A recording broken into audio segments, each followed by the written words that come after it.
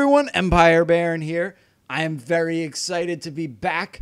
I'm bringing you this game. It's a little bit of an older game. This is Kumruke in the blue, and that's who we'll be following, facing off against Bubble in the red. This is the third round in the second game of the RTS-Sanctuary.com tournament. If you haven't checked out the first game yet, I will give you a second to click on the box before I give you a spoiler. All right. If you watched it, you'll know that Kumruke did beat Bubble, so this is do or die for Bubble.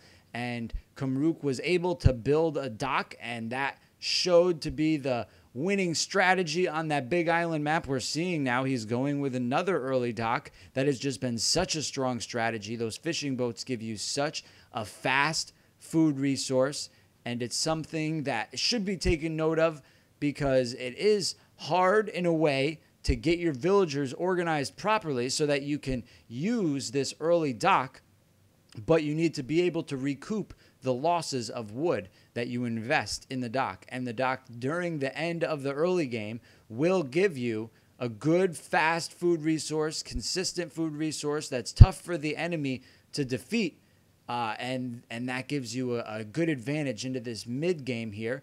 And the scout is making his way around the map, really going to cover all the different places, make sure and see if he knows if Bubble has decided to go for a dock.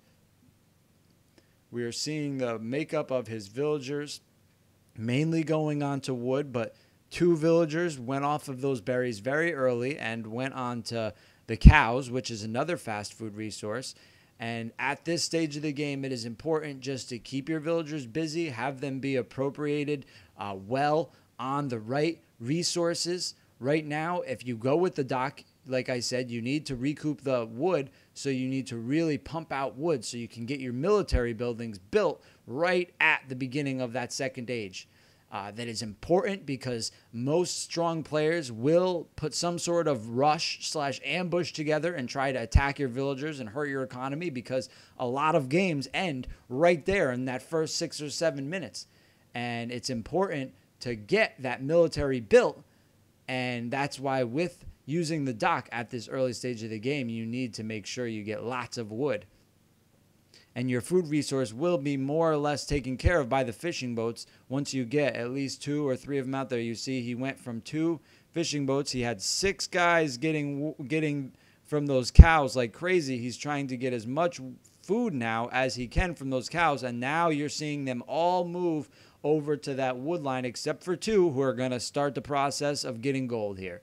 So we're seeing now 2 on gold, the 3 fishing boats, and then the rest of his villagers, which totals 14 villagers, maybe less than that, 13 villagers, onto this wood here.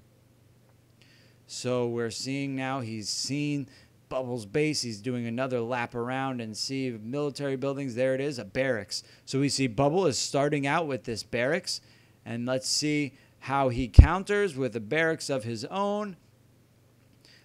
Those hypas have been something that's very strong too. Most strong players have been starting out with this barracks and or a seri, and using the hypas from the barracks and the series to put together a rush, and the hypas to defend against any sort of attack, as well as just a solid, steady defense and offense against other infantry. He saw that barracks go down. Let's see if he makes hypas. I didn't see any stables yet, so there's no reason for a spearman.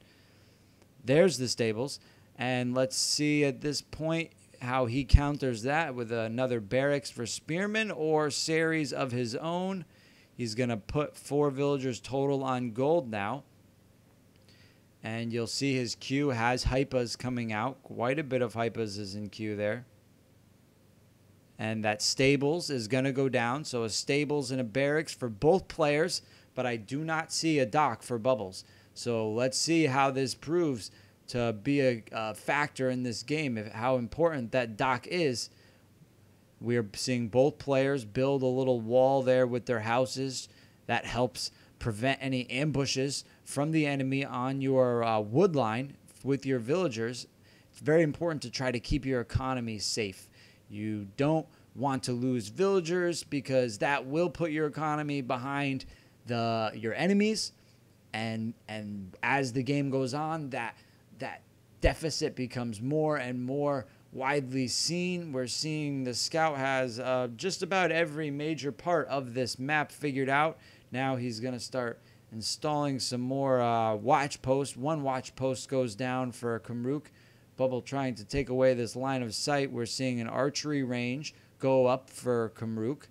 Kumruke has shown this in the last game too. He uses a very balanced force from all of the military buildings. And now we see a couple series in queue, as well as still hypas.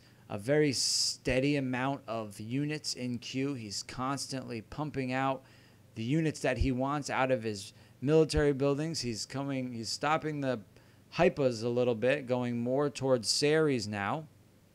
And it looks he's going to add some archers. We're seeing a little bit of a rush come in here from Bubble into the wood line. But 2 series I don't think is going to be enough, because 4 series are coming in for Kumruke to push those that ambush away. All right, I don't believe Kumruke took any losses there.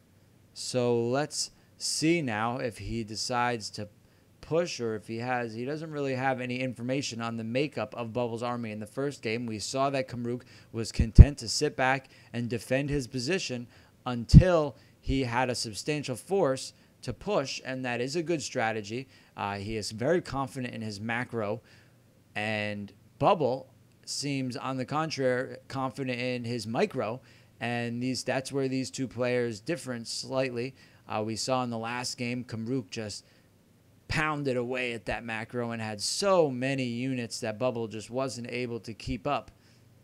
And now we are seeing some hypas march up the map for Bubble a little bit, and are going to put some pressure on that watch post, and these series are going to come in for Bubble and try to do a little bit of damage, but they are going to get pushed away again, and they're going to, it looks like, run all the way back home this time.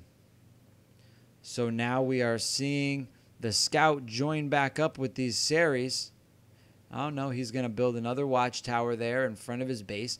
Line of sight is a very important thing, especially against a really solid player. You want to have any advance notice that you can when they're coming with their troops, where they're going to come at you, so you can defend yourself properly. You see these series are trying to push away that scout and maybe take that scout out, but this force for Kumruke is going to come in and wipe out these 2 series pretty easily, and that scouting party for Bubble has been destroyed. And now he's going to come down and wipe out this line of sight for Bubble and really try to take over map control again here. Maybe he's pushing this force down, and he's walling off this back entrance to his base with houses to give him a little bit more advanced time.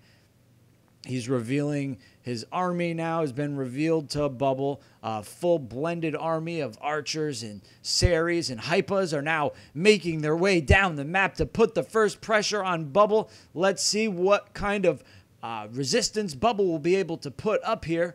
We're seeing watchtowers go up as Kumruke really tries to take over map control and make himself aware of any sneak attacks that are coming on, so he knows when he needs to pull back his troops. Another watchtower goes up ever so closer to Bubble's base.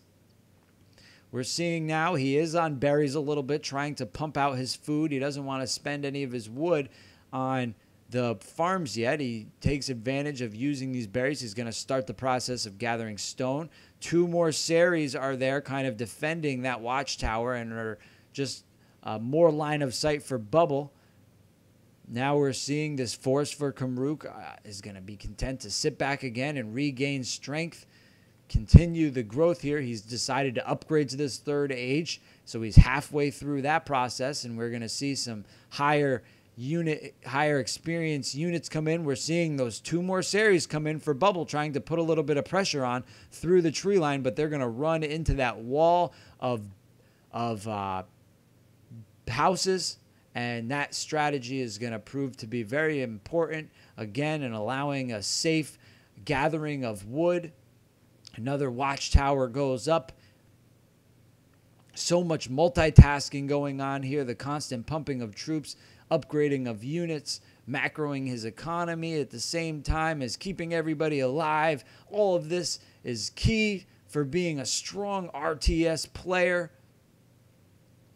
Hopefully soon I'll be able to get up some PvP video for you guys of a strategy kind of about these builds.